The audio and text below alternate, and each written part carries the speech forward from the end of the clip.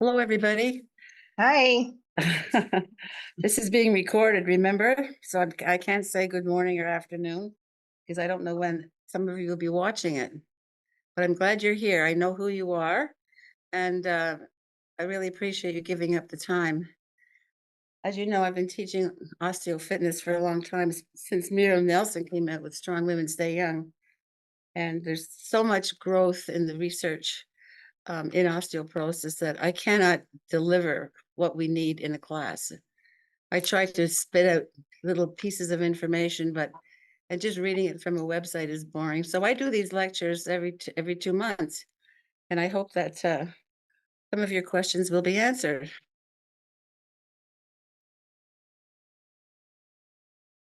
There's going to be some slides, right? I don't feel like reading them, um,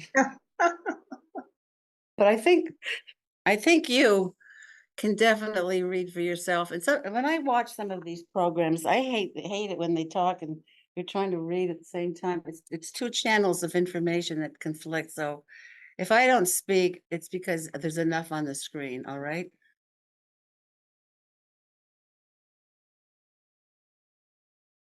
Objectives.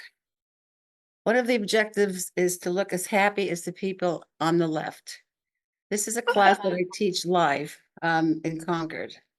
And we have a feast every 2 months where people bring in um, bone healthy food, which they make up. But everything that we send out as a recipe, for the most part, is tried and true. So every time we have a calcium cafe, that's what they're called, we, we send out information. Every single recipe, right, goes out. So I'd like to go around the room here for a minute.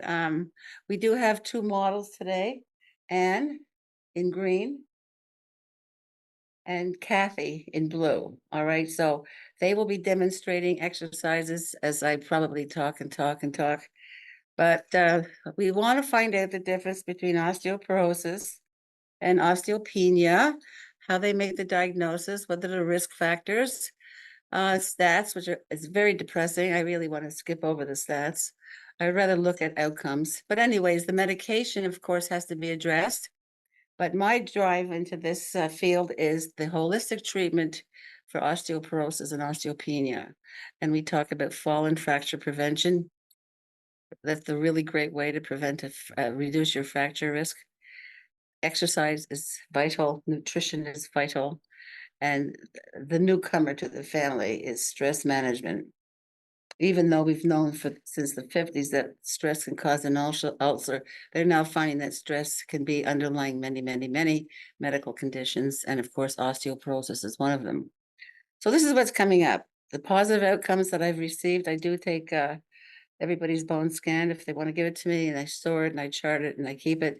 And then I have consults with people if they want to discuss their bone scan. And then the last but not least is the class description. We'll probably skip over that because everybody here is in a class, right? No? All right. Next, please.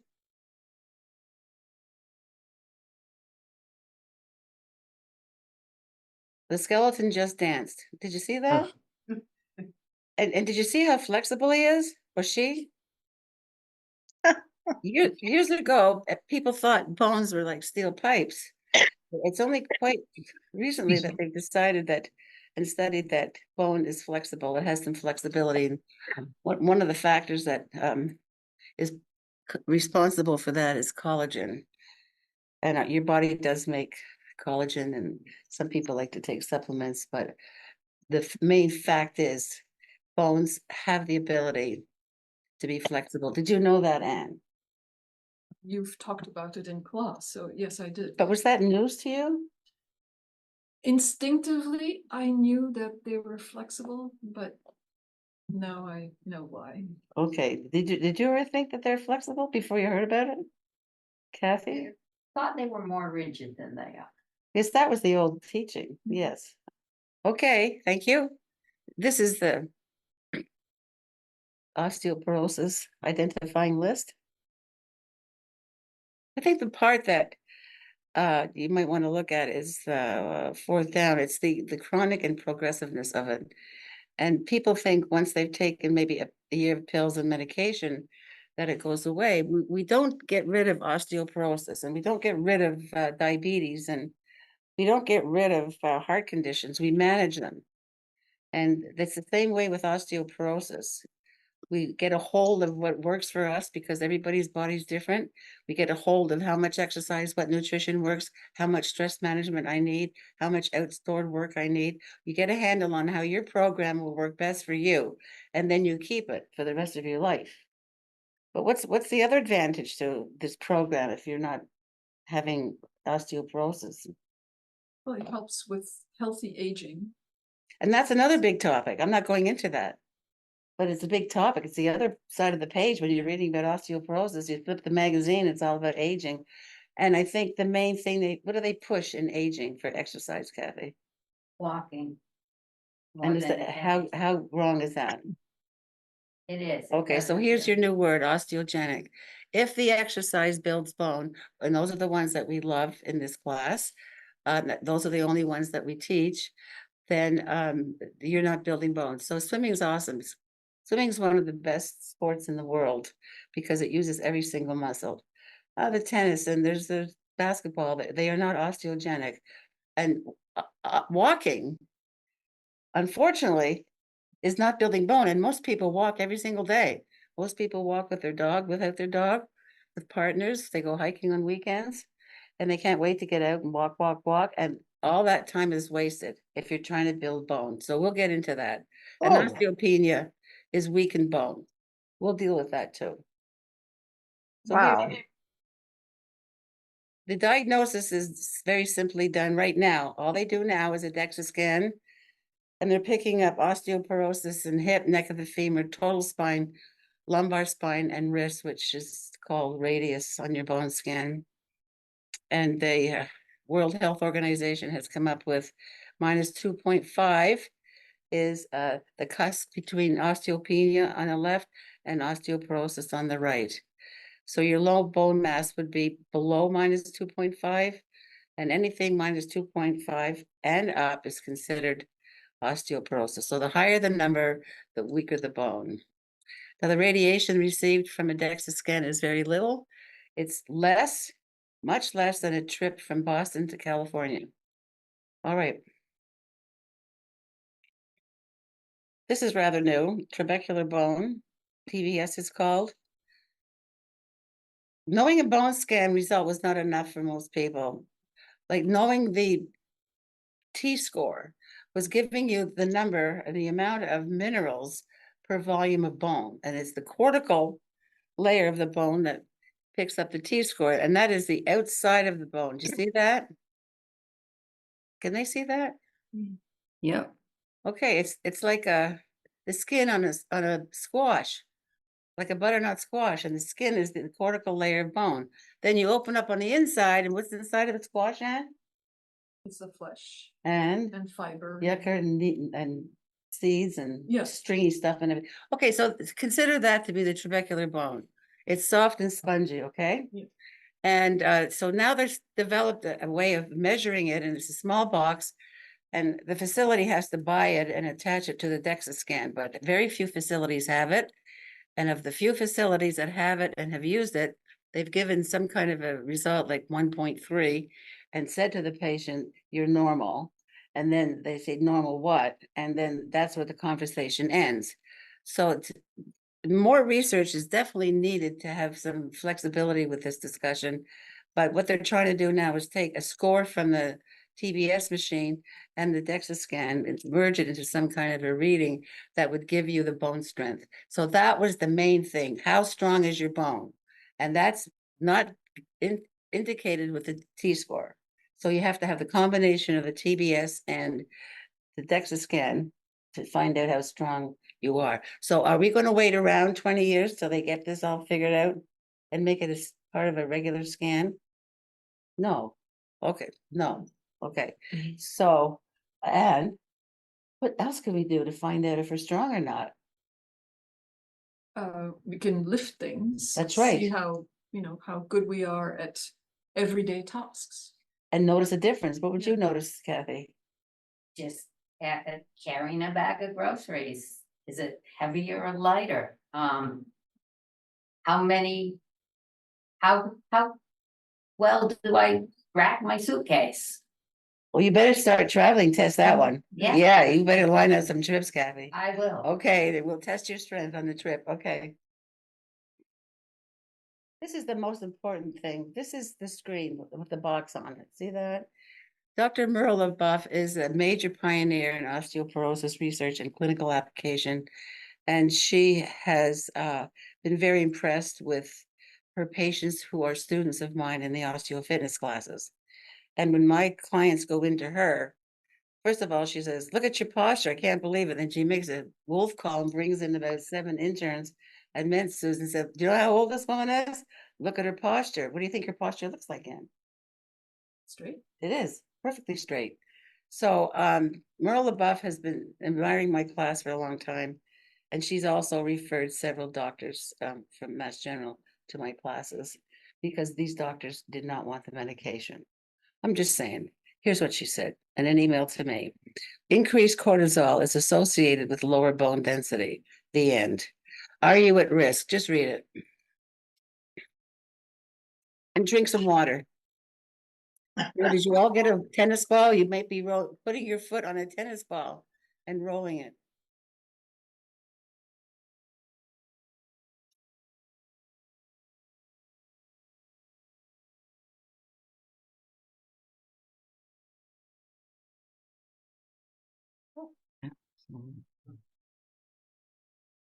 You think you're done?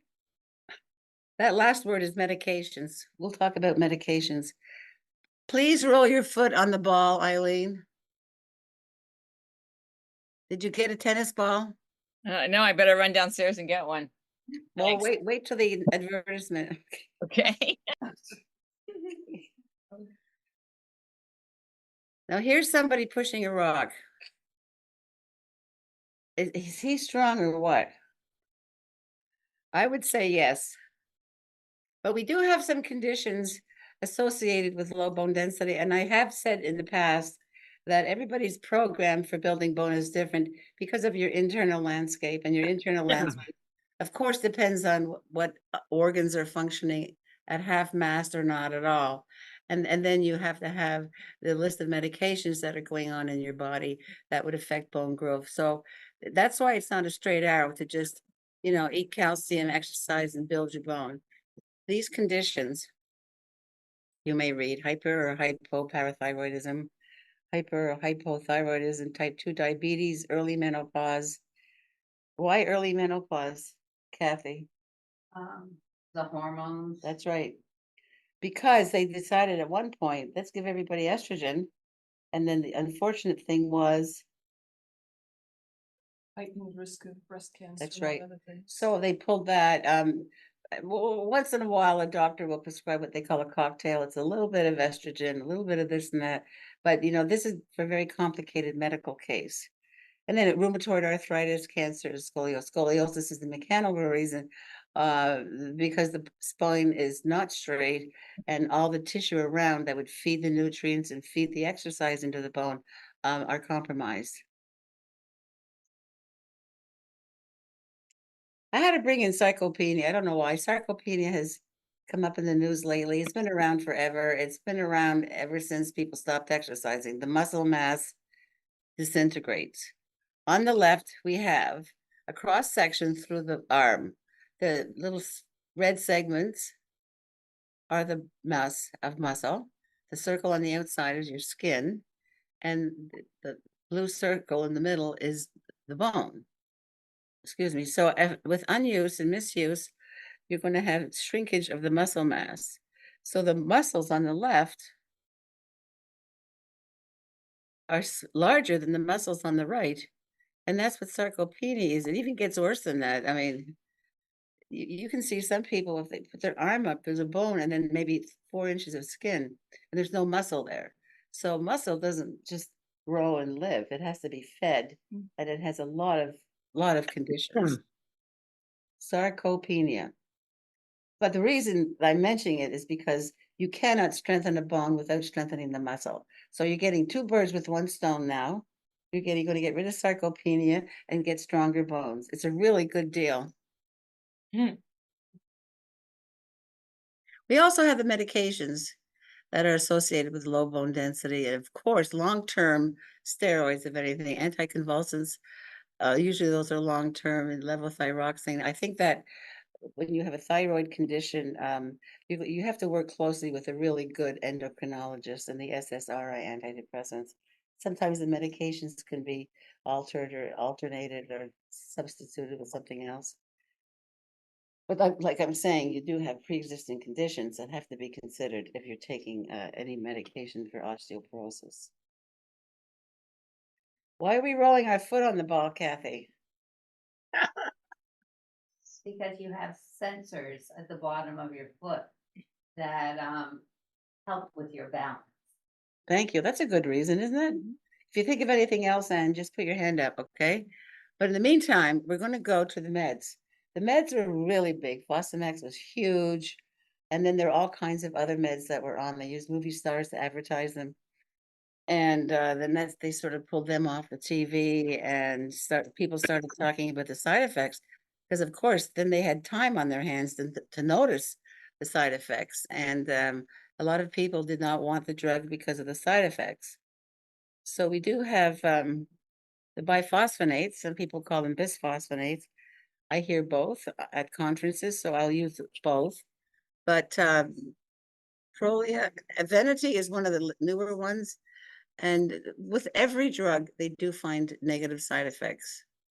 And the anti-resorptive ones, those are the ones that stop the function of the cells that exfoliate the bone, that take the dead cells away.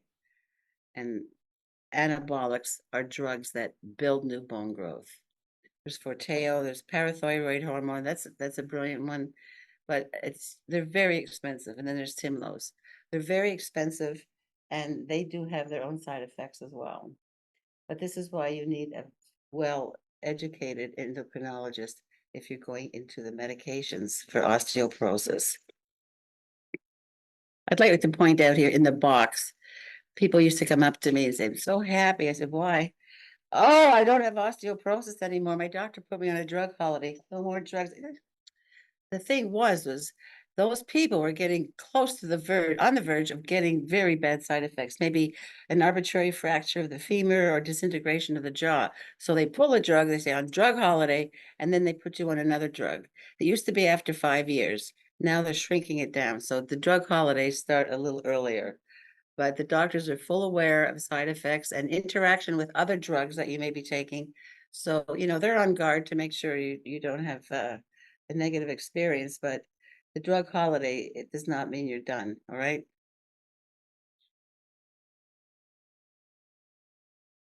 Now, this is what we feature in OsteoFitness. All we ever talk about is the hip, don't you think? Do we talk about anything else? We do, but primarily. Primarily, it's a hip focus. These are the ones that I don't like, the stats. I'll say them quickly. 50% of the people who fall or fracture will need assistance walking, which means cane or walker. 25% will end up in a nursing home forever. And 25% mortality rate is increasing now to almost over 33%. Falls are the leading cause of injury-related death for adults over 65. The rate is increasing. And minor trauma from walking can result in a hip fracture. Getting up, go for a walk, and boom, you fall down. So you didn't fall down and break your hip broke and you fell down. That's a very scary situation, but it happens a lot. And most people don't know they have osteoporosis until they fracture. But there is more awareness now of osteoporosis, so you will be seeing more people looking into information about it and asking for a bone scan. Okay, so what do I have to show you here? Here's a fracture. The zigzag and the redness, pain. The long bone on the left is the femur, the thigh bone, and then it shrinks down into some small pieces that fit into the hip. And one of them is the neck of the femur. And this is a very deep portion of the hip on the inside, and it falls prey frequently to arthritis, and it's one of the biggest users of a hip replacement. And can you figure out why, Anne? Why the neck of the femur is such a problem? Because Anne loves the neck of the femur, don't you? She does. Because it's fairly small, and so if there's osteoporosis there, then you'll be prone to breaking your hip. But it's this very poorly used part of the body because it's rotational. And we don't find a lot of rotation. Kathy, just walk back and forth quickly. Walk out. So she's walking, she uses her hip front and back, come back. So that's that's the action of the hip, front and back, and then she sits down, boom. Unless you're an athlete or a dancer Soccer player. or a soccer player. But most people have those two functions. That's it. Front, back, sit down, it's over. So the leg's not going out to the side, it's not swinging around. We're not getting any blood flow into the neck of the femur. All the nutrition you take gets jammed because it's a congested joint. You don't have freedom. The tendons are squeezing it tight, and the tendons actually transport the force of exercise from the muscle into that area. You've got tendons that are all jammed up because people sit so much. Doesn't it sound awful? It's awful. So we get a hip replacement. But that's not the answer, all right? The answer is to mobilize the neck of the femur. And we do that. We're swinging our legs out to the side, swinging them up in the air, okay?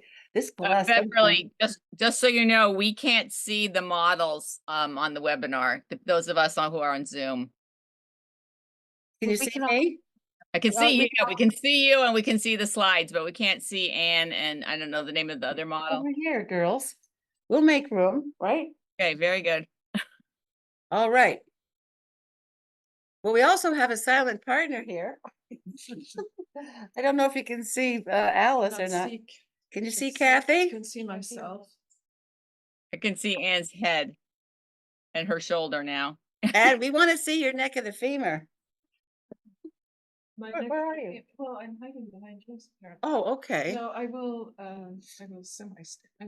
So Anne, may I tell them about where your osteoporosis is? May I tell them about your neck? Yeah, yes. Anne has osteoporosis the greatest in her neck of the femur.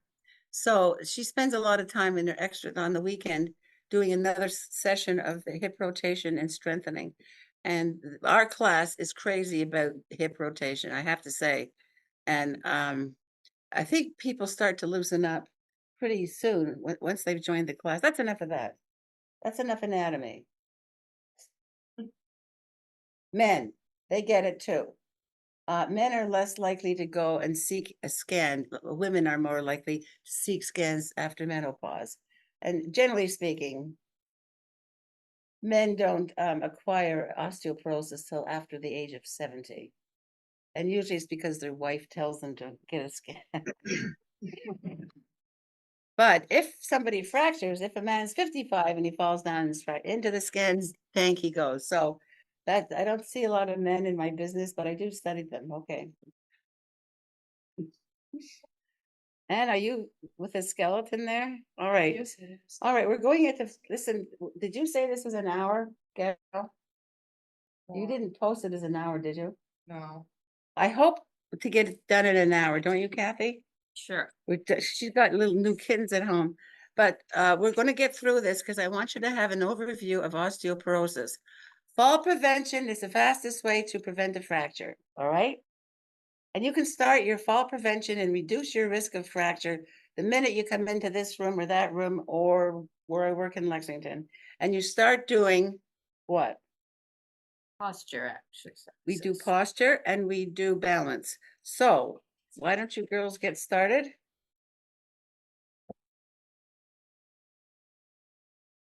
And we need the yellow sheets. Oh, Kathy took them. Okay, so you know what to do. We're going to have Anne demonstrating one thing and Kathy demonstrating another. And the things that we use most often are poles for posture. And we want to feature the dip at the hip. Kathy, that's yours. And Anne is going to demonstrate the ball on the wall. Do you see the balls that we have here? We use them a lot in all these classes. So Kathy, what are you doing? I'm dipping at the hip. Okay. Jerry, hi. Hi. So she's dipping at the hip. Could you use an umbrella? Could you use a broom Could use the golf club. and a golf club and a cane? That would be excellent. So just do one more dip at the hip. It's important to keep the back flat, flat, flat, flat, flat, tailbone up. We're trying to get detail into the ergonomics of this class because anybody could go into a gym and throw yourself around through the weights and totally get injured. But we're going to teach you the form. And then we work on really adding all kinds of weight. Thank you, Kathy. Now you're doing the posture on the ball, Yes. on the wall. Can you see Anne climbing up the wall? Donna, can you see Anne climbing up the wall? Do it again, please, Anne. Anne likes to dip at the hip, dip at the hip. And now she's standing a few steps obliquely so she doesn't drop the ball. We don't have the pleasure of walls in every place that I work, but we're starting to do them in Lexington so people can do it at home. Thank you, Anne. Bravo. Very nice. Okay. So that was posture. Now the next thing that we're going to do is neck exercises. So Anne, I'd like you to do the eardrops. And Kathy, you can just wait a minute and you're going to follow through with the head turn. The eardrop is the shoulders stay down, the neck is long, and Anne dips it to the left ear to left shoulder. What she's doing out actually is the right side. Thank you. And the upper right shoulder, that muscle can be bothersome. The big, huge cord of a muscle, and it can be very bothersome and create a headache.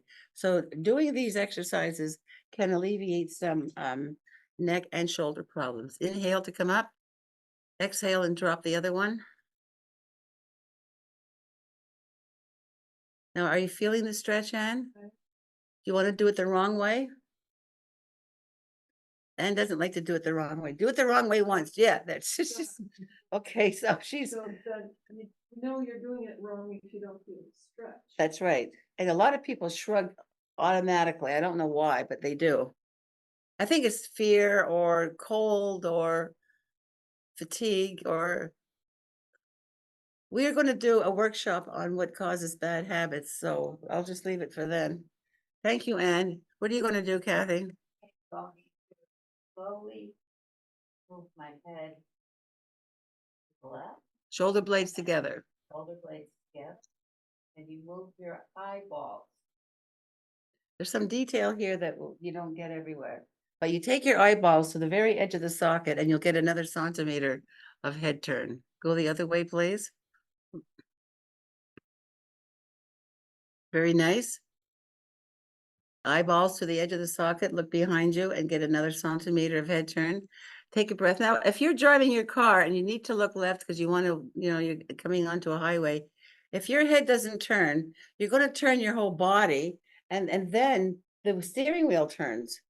That's why you cannot drive safely without neck range of motion and mobility. Because if you stiff, you can't look behind you, you turn your body, there goes the car with the wheel. So thank you very much. We're not done.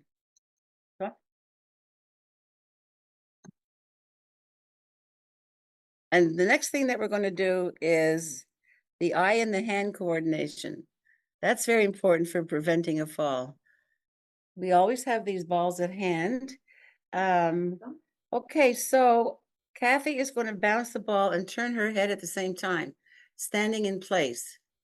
Watch Kathy, and now, and you're going to throw, catch, and squat. This is a very popular movement, throw, catch, and squat. It brings in a lot, and I want to mention that Anne used to hit the ceiling all the time, but I shouldn't have said anything. But you have to learn to control your ball because every ball bounces differently. What are you doing, Kathy?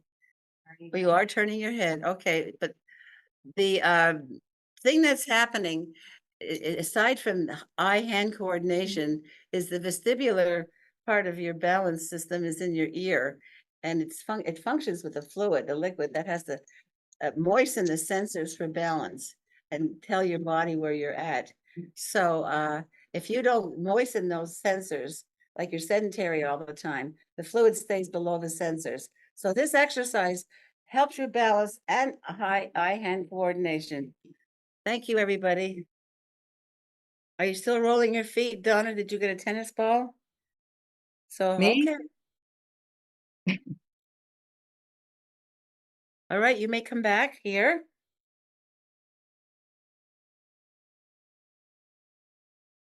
That's just a little diagram of the ear and the canals, and the cochlea is something else. But it's a very, very complicated part of the body, and it's important to keep your ears clean. Where's that? She's behind you. Oh, oh, okay, Ann, thank you. So that's why we do head turns. You're doing neck exercises, yes, but you're also doing a fall prevention and a balance developer by moving and swishing that fluid around your inner ear. Fall prevention, again, is the balance and exercise.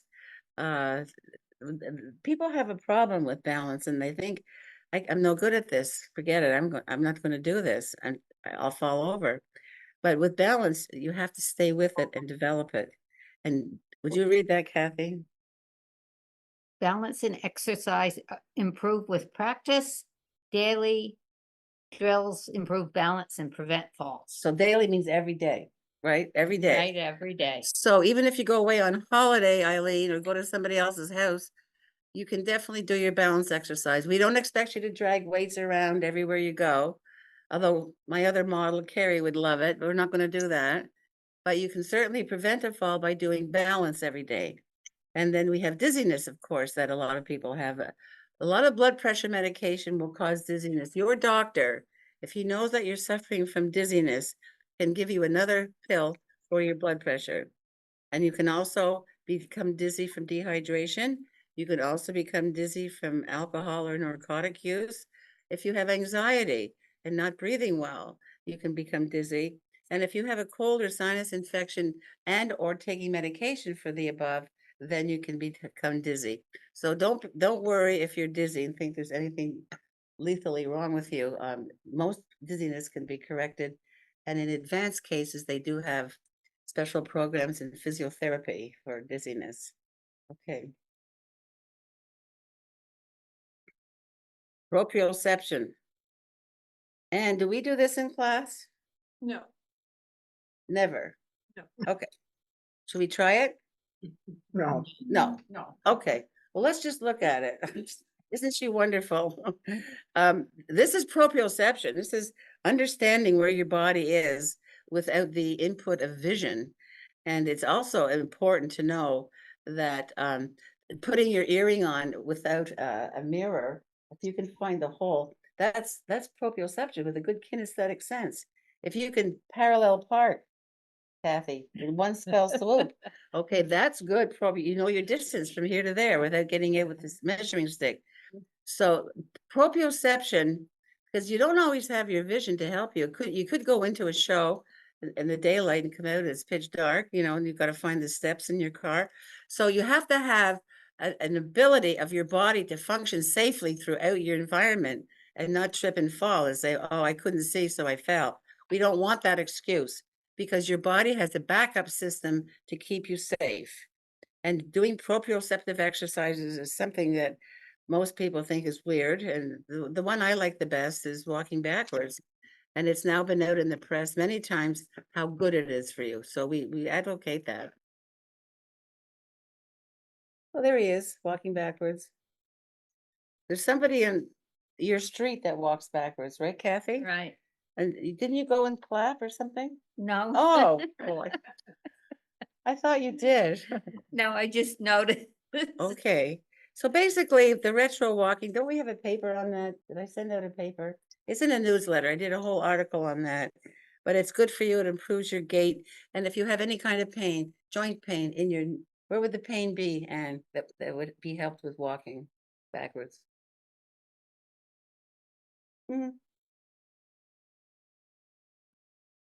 Feet, yep.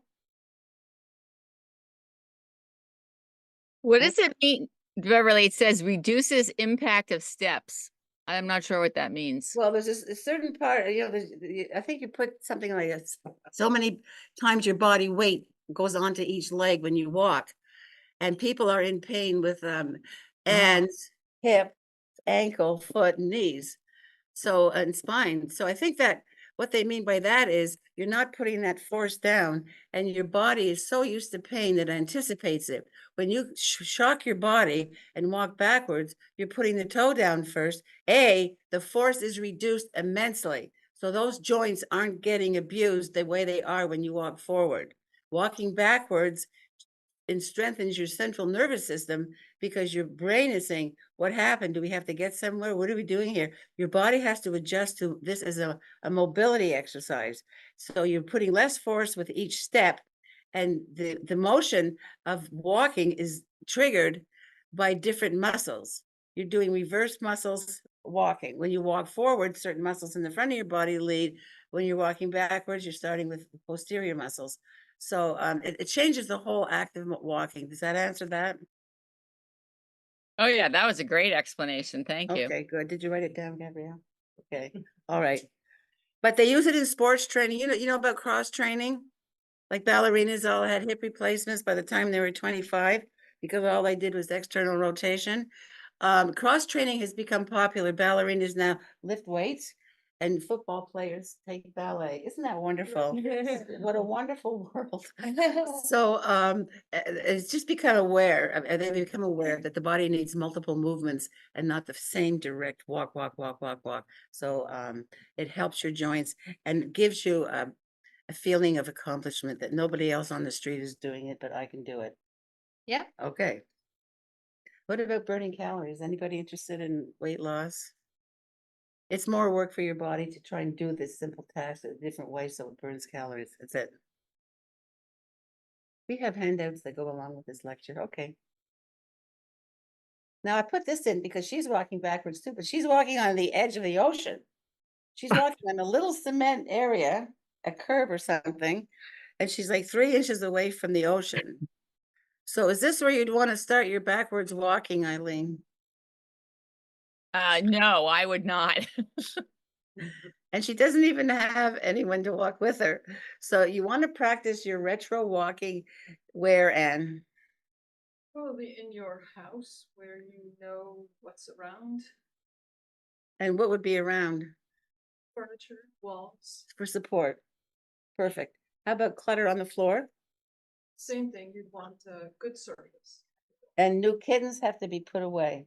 I'm sorry. Okay, yep, all Lock right. them in their room. Because it's small animals and small balls can trip you. And we're going to demonstrate backwards walking in just a minute when the models get their nerve up. Okay, next. Oh, the benefits. You can read that, right? Let's just do it. So I've been teaching walking backwards for a long time, and a lot of people still need correction on it, but okay, let me just go through it.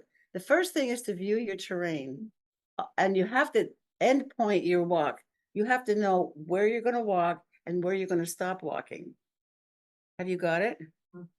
Now, in normal conditions, we walk across the room in a normal class. We're just changing it up a bit today. Because once you start the backwards walking, you can't keep turning your neck to check it out. That's what people do. So they're walking cockeyed, and then they're walking obliquely across the room, probably get hit by traffic. So you just can't glance backwards and keep on walking. That's very unsafe, and you could get dizzy. So to develop proprioception and to make it work, you look once. Now your destination is going to be Kathy. And if you don't judge it right, you know what's going to happen. So hang on to your seats, ladies. Okay, Kathy, you're going to walk backwards.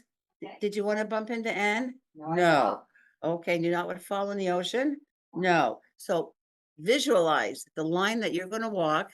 Visualize how you think it's going to be and how long it's going to take. And then you're walking backwards. Let's go. Okay, Anne. We better start again. Stop. I'm sorry, Anne didn't get started at the same time. We need a starting gun, all right? Okay. On your mark, get set, go. Stop. Almost. So were you a step off? A step off. Just one step off. So that's okay.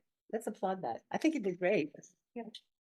So that's, but they didn't check. They didn't look back. So that's a good thing. So that's backwards walking. What else have we got?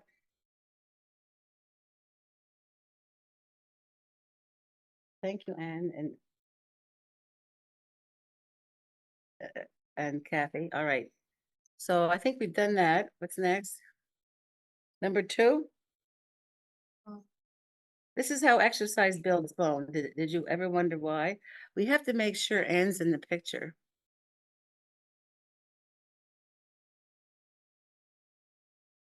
Clasts. The osteoclasts exfoliate dead bones, and we have similar cells in our skin that scrape off dead skin. It's called, and if they don't work, then you have to get a scrubber called, and then you exfoliate your skin. But pores, bone cells, they have to have freedom. They have to breathe. And exfoliating the skin is very easy to understand. You just watch TV, right? And they're scraping and doing all that stuff. And then the pores can breathe. Wonderful. So the same process is going on inside the bone.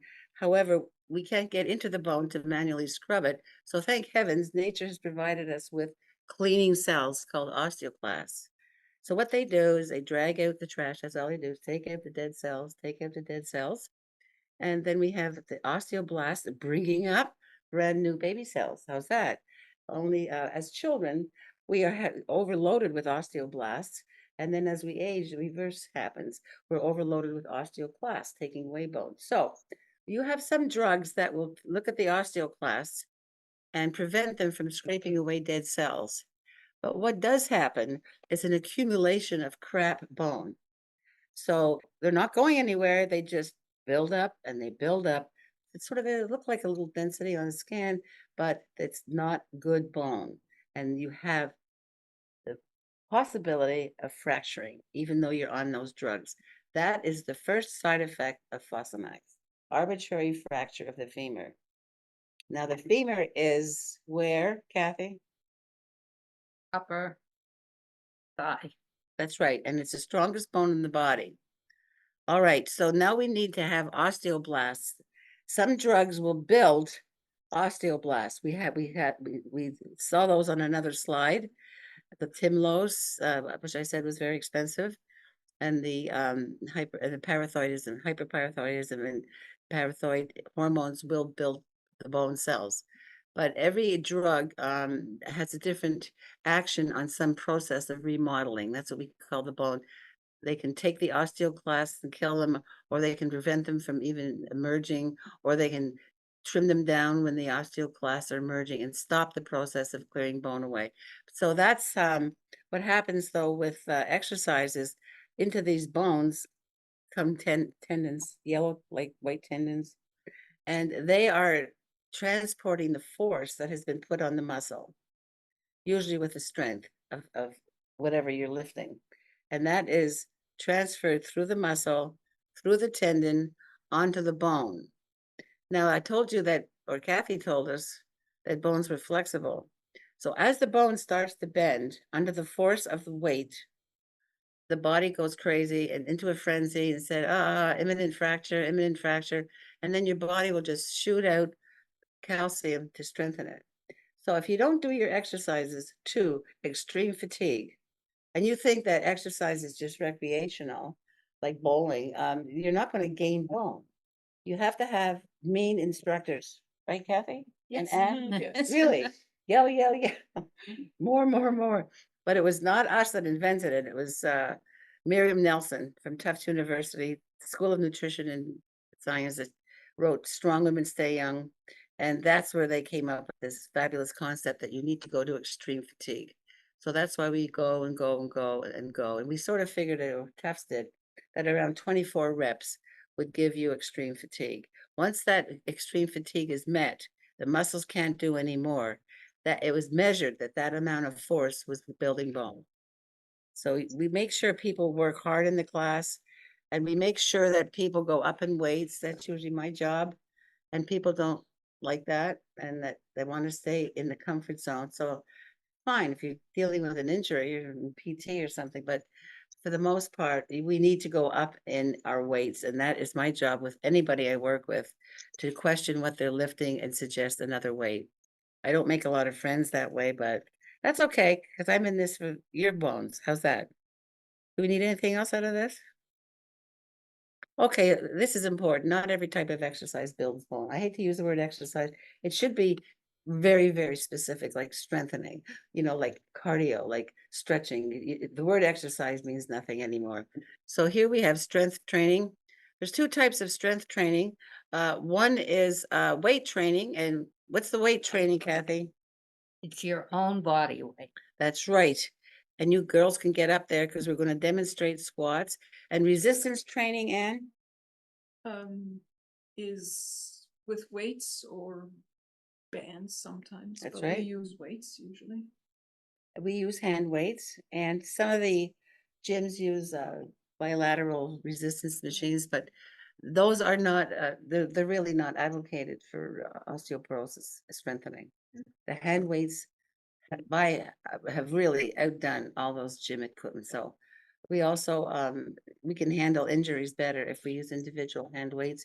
Then you can do light on one. But if you're doing a bilateral pull down and you kill your shoulder, that's done. You can't do anything about it. You're out of PT. You're in PT for like 6 weeks, 2 months. Okay. So let's get some weight training, Kathy. Okay. So. Gonna do squat. Show us a squat. Now the squat is hip width apart with your feet. Then you want to bend down, bending the knees down. And I want to tell you that I see people trying to do what we call the bucket. Years ago, it was very popular to bring your hips down below your knees. And so you'd have your knees up around your chest. That is no longer accepted. All right. It's a very dangerous way to strengthen. So let's talk about resistance training now. And I want you to pick up some hand weights, please, because we use hand weights for everything. And Kathy will do an isolated squat. No, you're just going to do it without the hand weights Oh, okay. because I want to demonstrate multitasking. When we start classes, a few classes are done with one muscle set at a time or upper body versus lower body. But as people become acclimated and they become fit, which happens rather quickly, I say, then we're ready to go into multitasking. So, and what you're going to do is a bicep curl with a squat. And Kathy, you're just going to do regular squats, okay? So Anne is multitasking. She's strengthening her upper body as well as her lower body. And is she getting any balance out of this? Really? Okay, let's see a really good one for balance. Let's go into lunge. Lunge is a better example of strengthening and balancing. And lunge with your left, Kathy, lunge with your right. So the step is forward, the weight goes into the front heel, and then the push off is where you're gathering some strength from the quad. So do that again, please. Quad is your thigh muscle. Push off. The push off can be effective or not. If you just glide your foot back, If you do a complete drop as you land and then a knee lift as you come back, you're going to get more out of your lunges. Would you like to switch sides and switch legs, please? Isn't the choreography awesome? It's wonderful. Okay, where you go. Oh, Kathy, Yes. why don't you take the weights from Anne? Okay. And then you can do, now, Kathy, thank you, Anne, you demonstrated the bicep. Kathy, I'd like you to demonstrate the laundry Okay. and do a lunge. You're multitasking, Kathy, and you're just lunging, Anne. See, Anne was focusing on the push-off. Kathy's doing laundry. With a laundry board. That's where that came from, doing laundry. Okay, thank you very much. You may want to have some water because we drink water while we exercise. Okay.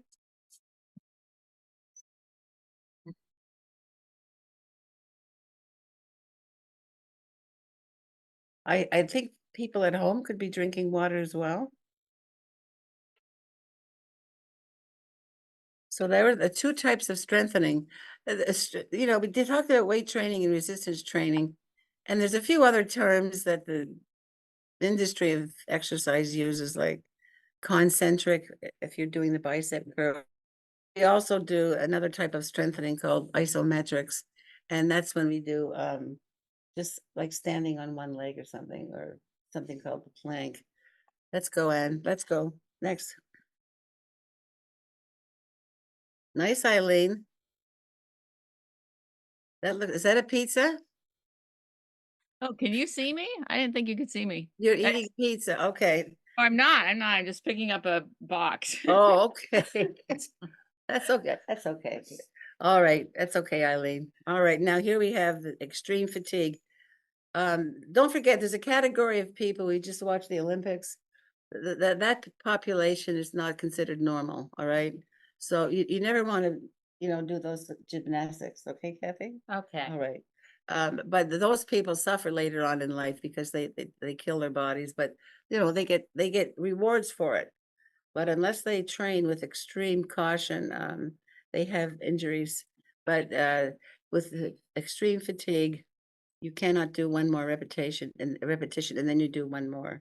And like I said before, as per Tufts, 20 to 24 reps should be enough to drive you to extreme fatigue. Hey, Beverly, Yes. 20 to 24 reps, that can be like in 2 different sets, right? 2 sets of 10 or 2 sets of 12. They're not saying you have to do 24 in a row to get to fatigue. No, because if you remember, you're in our class in Lexington, we do 2 sets. Right.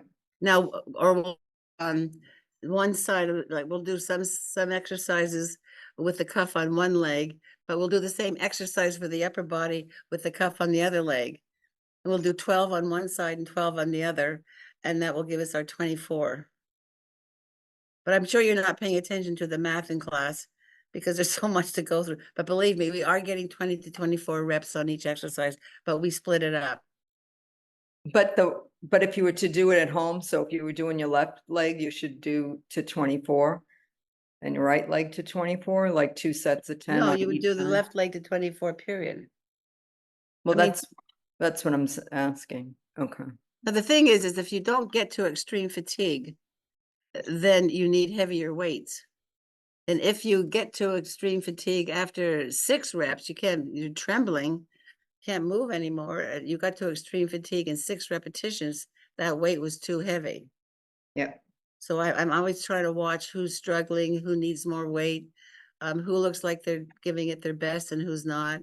And I've often recommended to people that they go up in weights because I didn't think they were getting to extreme fatigue. I don't know if that answers your question. Yeah, you did. Oh, okay, next. Oh, fascia, our friend fascia. Anne, do you know about fascia? Yes, it's like kind of netting There it is. that covers every organ and every system in your body. It does. It's a supportive tissue. And it's designed to be the companion piece to a muscle.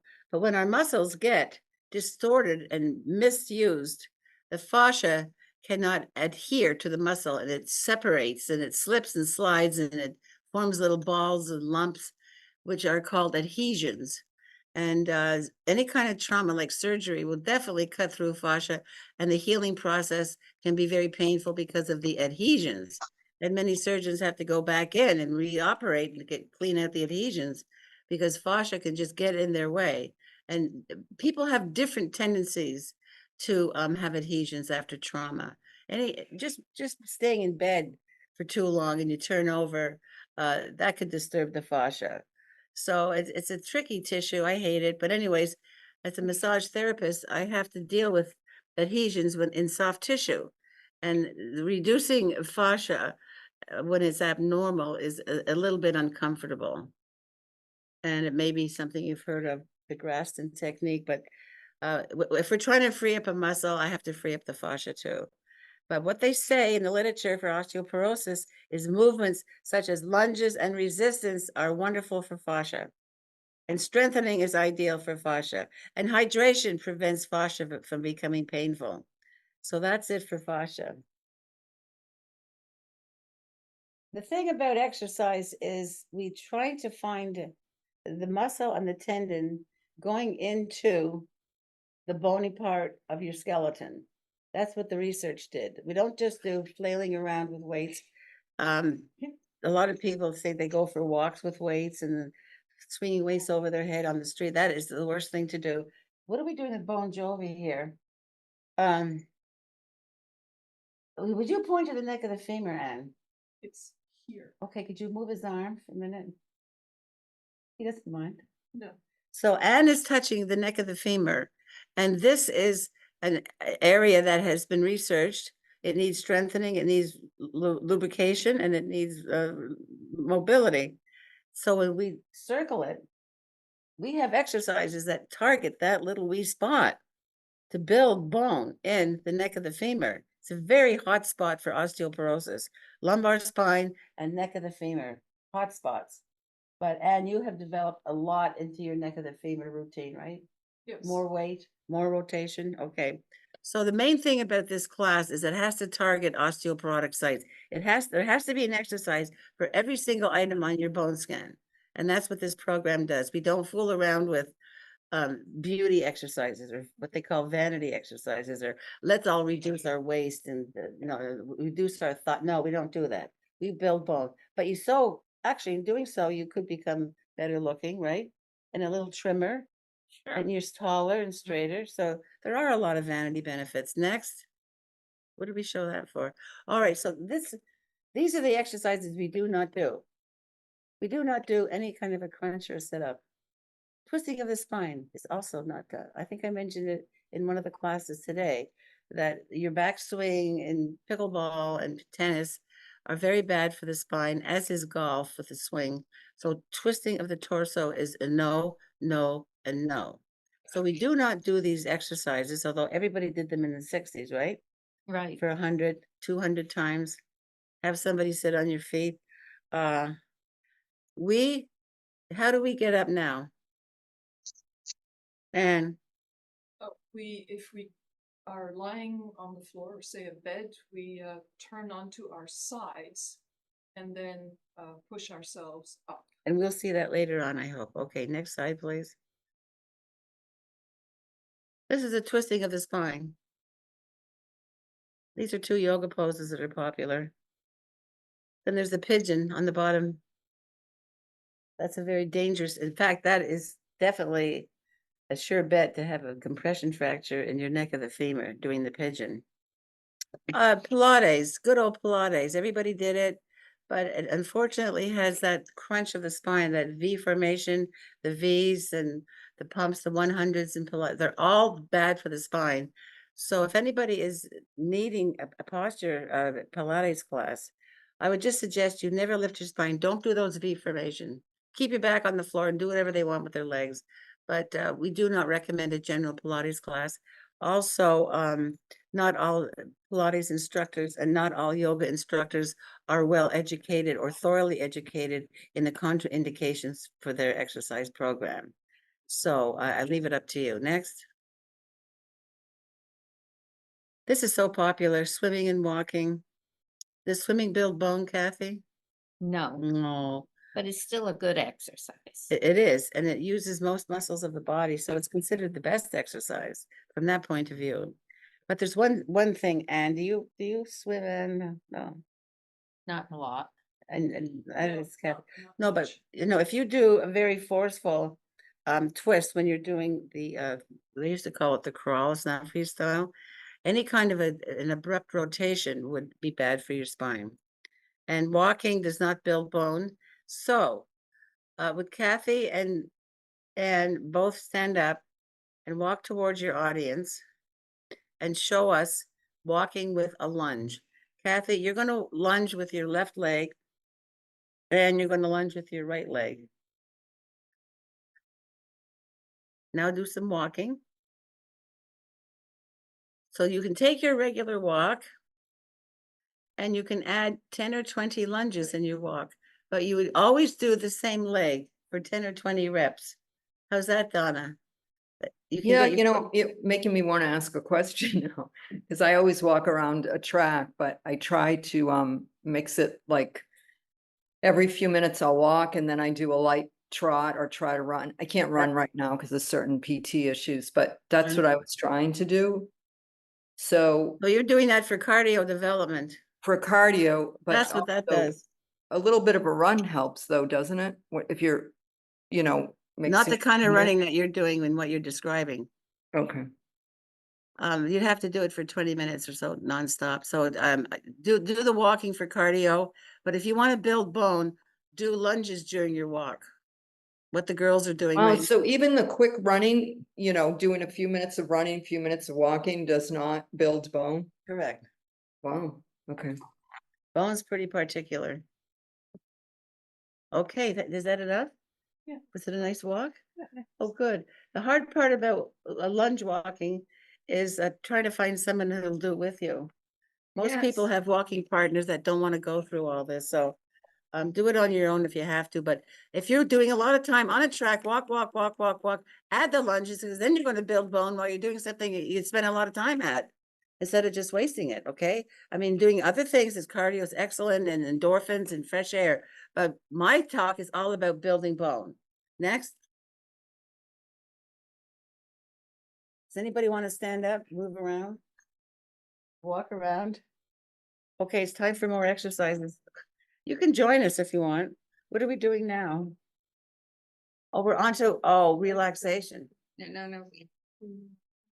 Oh, we're doing the leg lifts. Actually, while you're on your walk, Donna, you could do any of the exercises we do in class, because in Europe, they have these walks in the woods with signs on the trees. Do your leg lift, do your 20 squats, jump over the log, run from the wolf. They have all these exercises in the European woods. So we're going to the floor. We're going to be demonstrating some strengthening of the hip, and it's going to do the standing side leg lift. When you're doing the side leg lift, you have to make sure you're leading with your heel. Let me explain Kathy Ann first. Kathy, wait.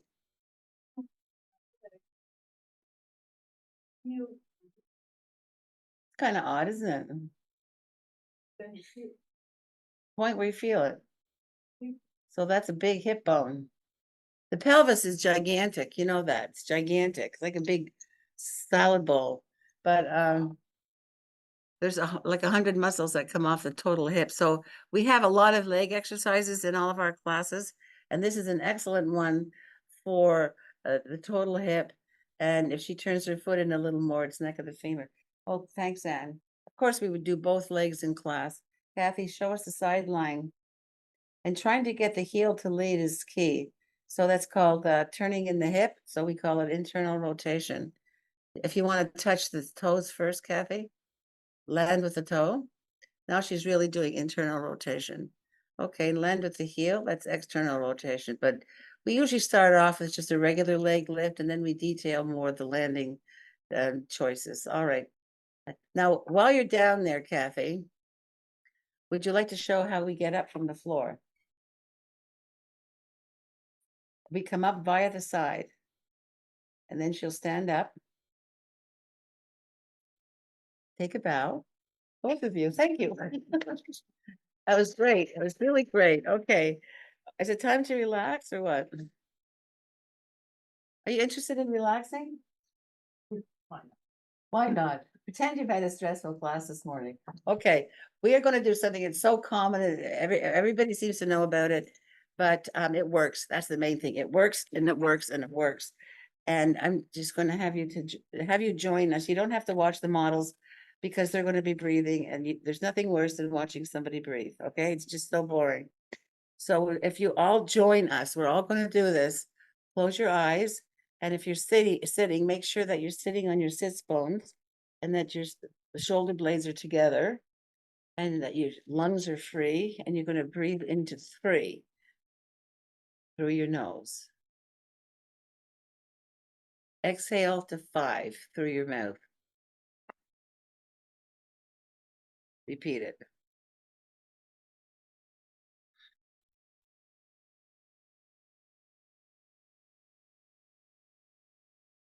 And repeat that.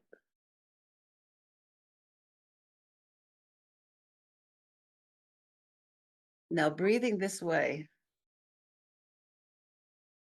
can take you out of a state of worry, anxiety,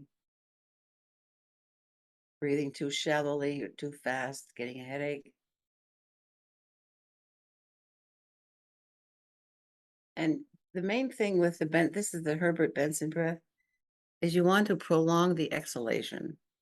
So we're giving you an inhale through the nose to 3, and then an exhale through the mouth to 5. But in your private practice, next day, try exhaling to 6. And then the next time, try exhaling to 7.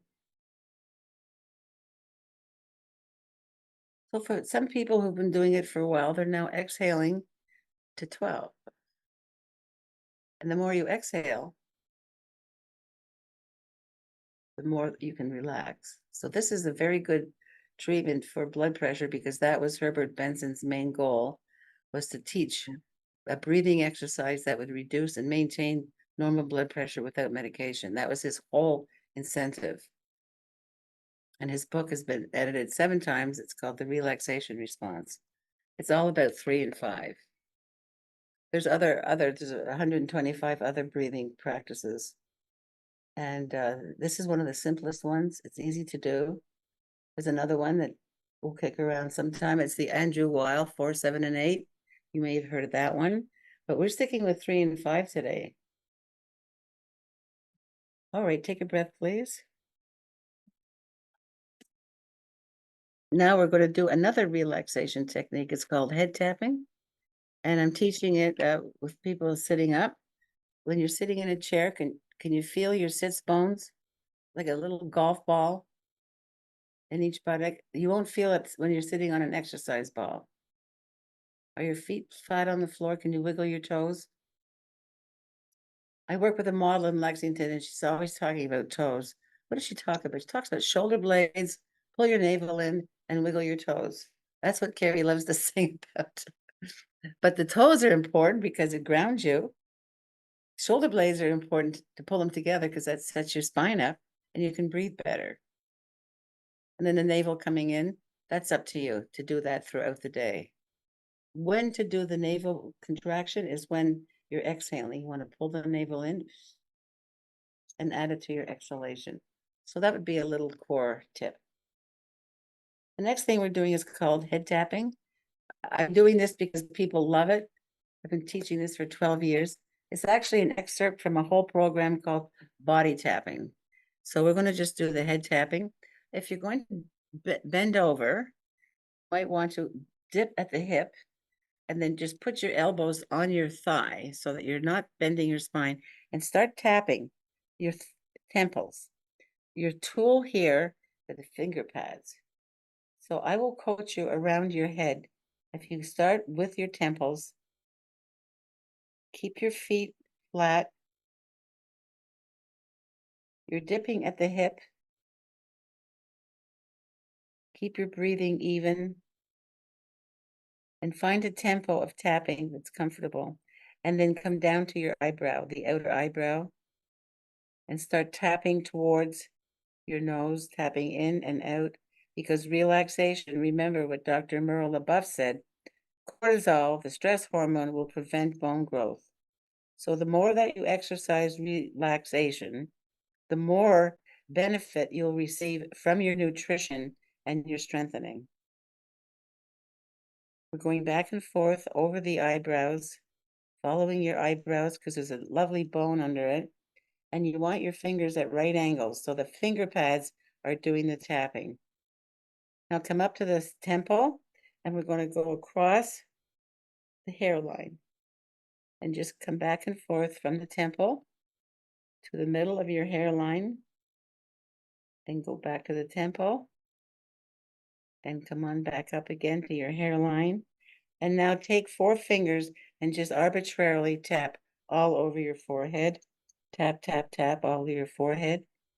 Tap. This also helps people re-sleep.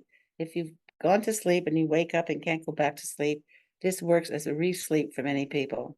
You also can use this for a headache and tired eyes. Now take your fingers and go around the back of your skull and just scratch your skull.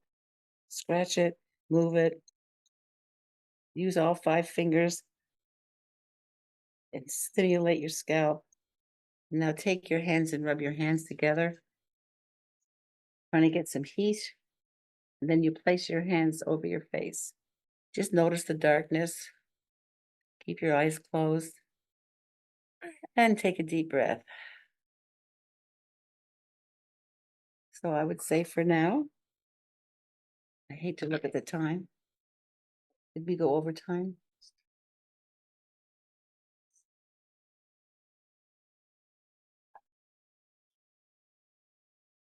Well, everybody's had a bit of a rest. So we're going to move through. We have more to do. Well, look, I can see the models well. But it might refresh your brain for some more information, right? Mhm. Do you think? Okay. We're going to move on.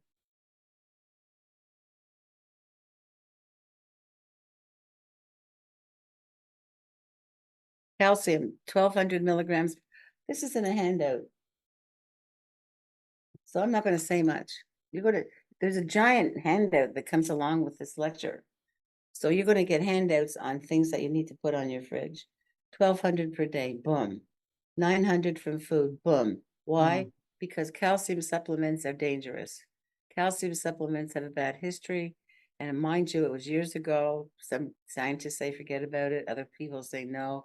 Still a chance to have a cardiac event. So we try to limit any supplementation to 300. And the typical is dairy and non-dairy products, salmon, collard greens, soy, beans, nuts, seeds, molasses, and toots, watercress, highly, don't you, Anne? Mhm. But it does have a lot of calcium, and so do prunes. So prunes have been very popular in the field of nutrition. I went to a nutritional talk in Lexington not long ago. She just said she was going to talk about osteoporosis. I said, great. And 45 minutes was all on prunes. And that was their whole take home, was on how wonderful they are. It's like 110 milligrams in 3 prunes. Okay, calcium does not work alone. It does not stand alone. It's feeble. You have to have vitamin D with it, not at the same time, all within a day. 800 to 1,000 international units per day. And vitamin D3 is not from sunlight in New England, but there's dietary sources. And you also have foods that are fortified. So if the food says fortified, the nutritionists with whom I work have said it counts as a food. It is not like taking a supplement. So next. Oh, the other part of our bone health nutrition is vitamin K. Does anybody remember the difference between K1 and K2? Thing 1 and thing 2? K1 is from plants, Yep. and K2 is in meat. Animal protein, yep. Yeah. Nuts too.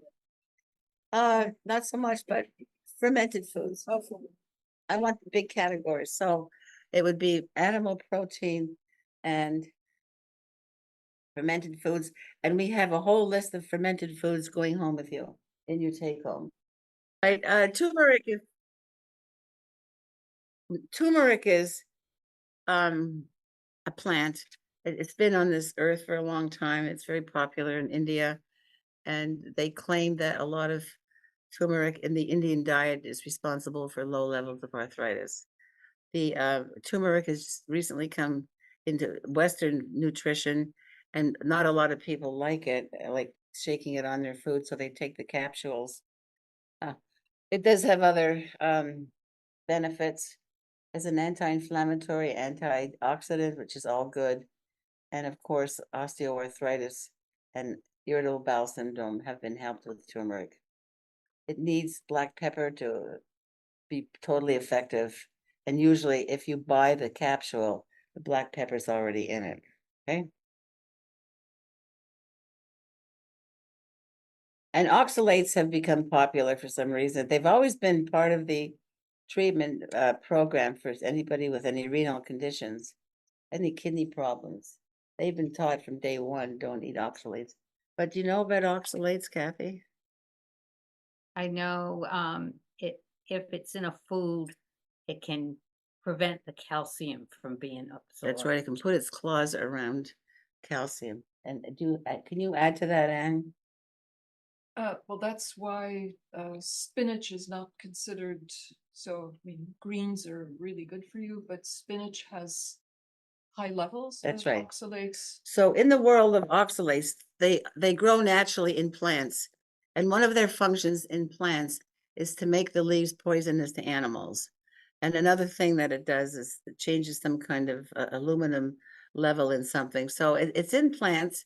And the thing is though, you have a high levels and minimal levels. So there's a whole range of how much oxalate is in some volume of food.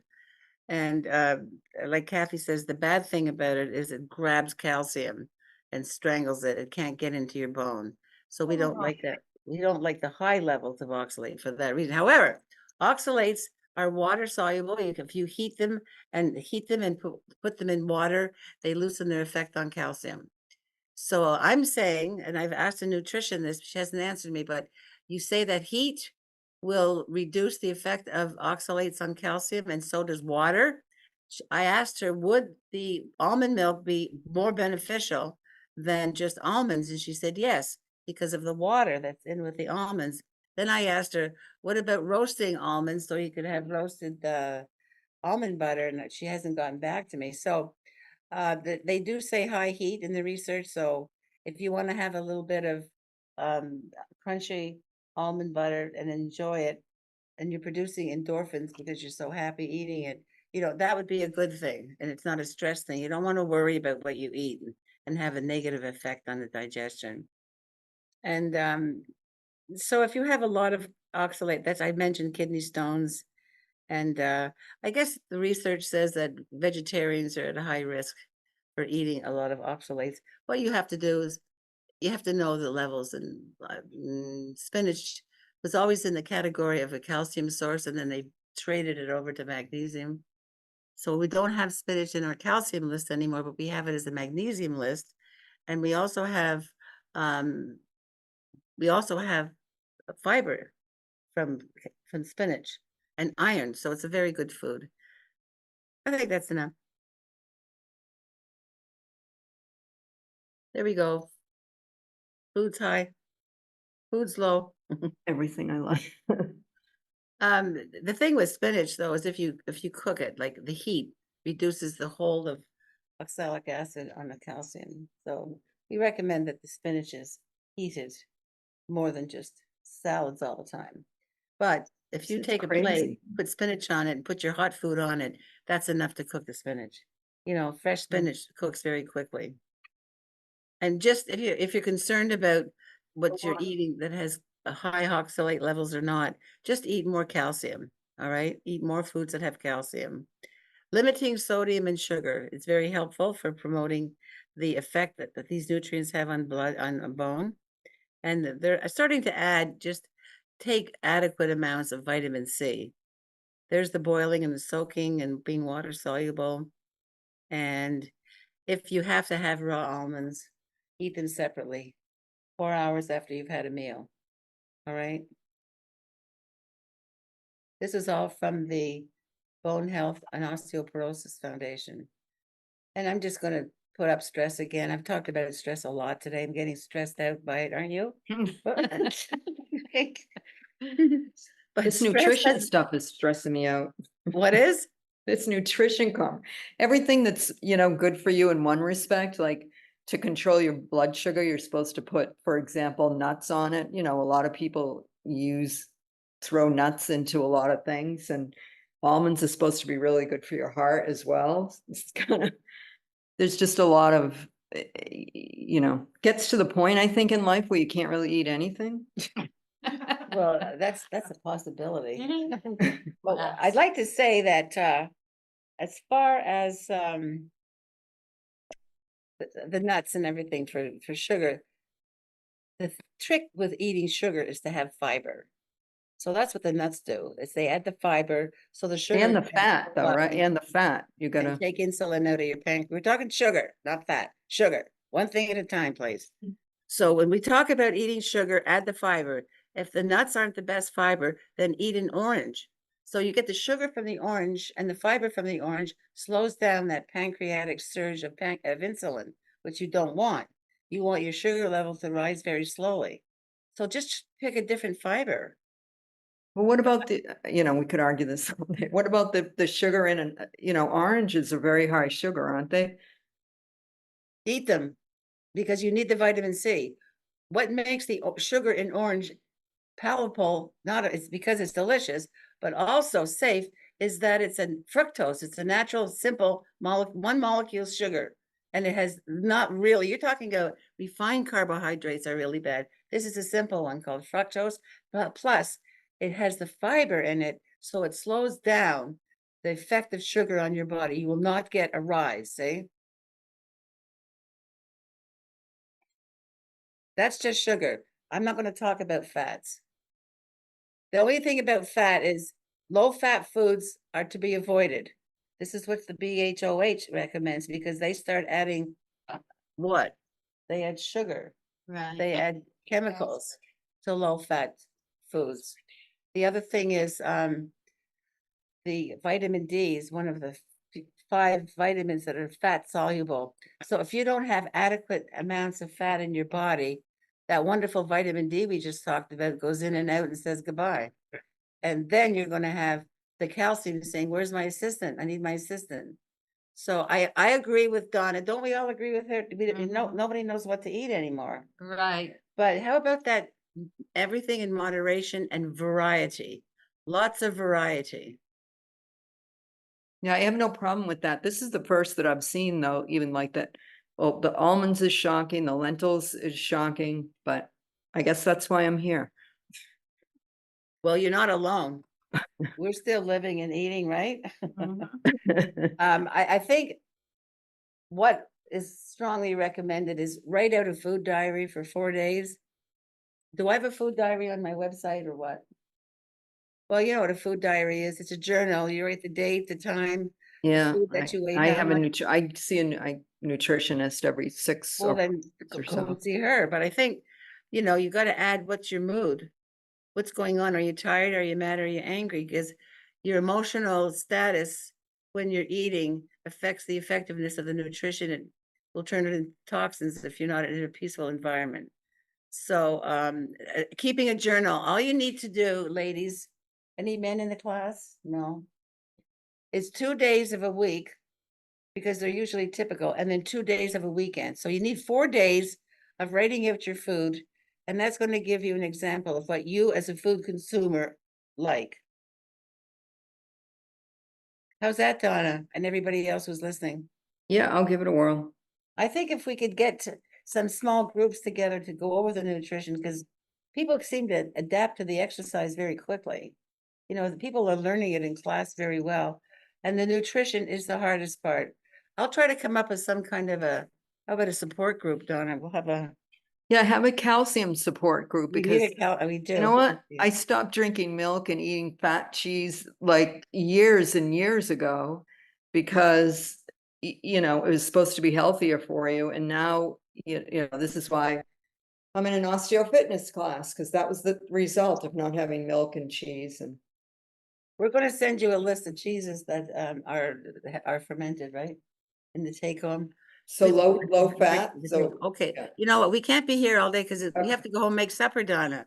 Okay. Well, what make supper? What are you going to eat?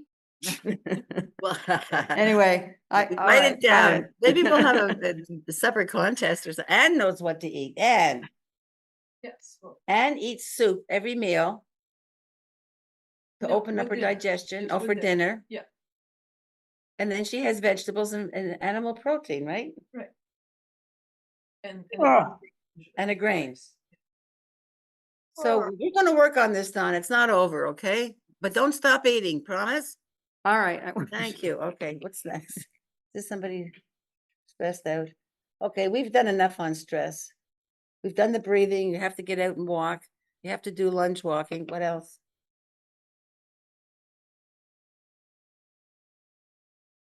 Is this on the take home? What are, Anne, read the bold. some ways to reduce stress include exercise, Benson breath, Done, pet tapping, done. find your natural circadian rhythm, Explain that. please. Well, it's your wake sleep rhythm, and also I guess some adaptation to the seasons. Yes. And waking up without an alarm clock. That's what it is. What about music, laughter? Not involved. Then we have a workshop on stress reduction and a sort of explanation of what stress is. I did a workshop and lecture on the anatomy of stress. It's available through Gabrielle if you'd like to buy a copy of it. Okay, next. The importance of sleep. With the cat. Yes, cats certainly are not stressed in general. Sleep is necessary for your essential body functions, tissue repair, bone and muscle growth, Bingo. strengthening your immune system, Yes. removing toxins, improved memory and learning, and they recommend 7 to 9 hours of sleep per night. All right. This has gone on too long. Who's that? Yeah, that's just somebody sleeping. Is that on the take home? Next. It's on the take home. We're not doing it. Is that on the take home? Next. Who's that? So we're done. Oh.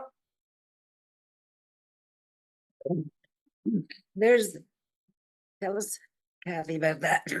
Okay, this is a description of what you get by taking an osteo fitness class. We've covered these topics throughout: fall prevention, posture and balance, strength and resistance training, nutrition, stress management. You also get online coaching. That means if I'm doing a Zoom with you, I will coach you from the screen. There's 2 floating videos available. And what are they? Well, there are videos that are available of recorded classes that are available for the whole duration, the eight week of a particular osteofitness session. So you have access to them anytime during those 8 weeks. Now, one of them is a self-care, and Anne does it. So that self-care is taking time out to relax, and Anne does a whole hour of relaxation techniques, don't you, Anne? Yes. And the other video you get is You can use it like on the weekend, or if you can't make the class or Zoom for some reason, just to the two classes in the program are the minimum. It's recommended strongly that you have a third and all session this at comes home. with your subscription to a session. You also get a bi-monthly newsletter. Beverly will give you a consultation, go over your individual T-scores. You can use it to discuss how any of your own personal medical situation might affect osteofitness. We have Calcium Cafe, and you get those recipes. And you get other recipes throughout the month. And a nice thing is, like, if there's a new trending topic, like on proprioception or backwards walking, you'll get information about that. That just shoots out anytime. Right. Okay. And this is our table where we have our calcium cafes, and we have linen tablecloths and flowers. It's really nice. I'm just gonna jump into this. I told you that I keep track of T-scores, and these are some really positive outcomes. All you need to know is the gray zone is people the time they spent in osteofitness and their T-scores went up. Wow. And the thing that you have to notice though is each body part increases its bone density at a different rate. So you can see this one on the right, slow climb up. That body part was slow to respond. The upper body part was fast to respond. Quite often the spine is one of the fastest ways to build bone. I don't know why. And it's sort of, that's the neck of the femur, and I'm so sorry. We sort of feel bad for the neck of the femur, but we work it hard. We really do. We don't ignore it. Next. So this is a picture of two members with Bon Jovi. Bon Jovi is our mascot here. And this girl Bon Jovi. on the right has a garden, and she brings in a bouquet of flowers for every member, every class, one Aw. person at a time. And she's giving a bouquet of flowers to this member. So they have a lot of camaraderie develops. People like to meet somebody that they can talk with afterwards when the class is done. And it's just something that everybody has in common. You could go out to eat, Donna, if you knew what to eat. Yeah, have my glass of water. Every glass of water. No. Oh, so now we have, you don't need me to read this, right? When we have classes in Concord, when we have classes in Lexington. The registration for the Concord classes are through Gabrielle Plaint, my administrative assistant, and the registration for the Lexington classes are through the LCC director, Christine Dean. Is this on the take home? Mhm. Next. And our thanks to models Kathy and Ed. Thank you very much. You're welcome. You didn't know you're going to be quizzed, did you?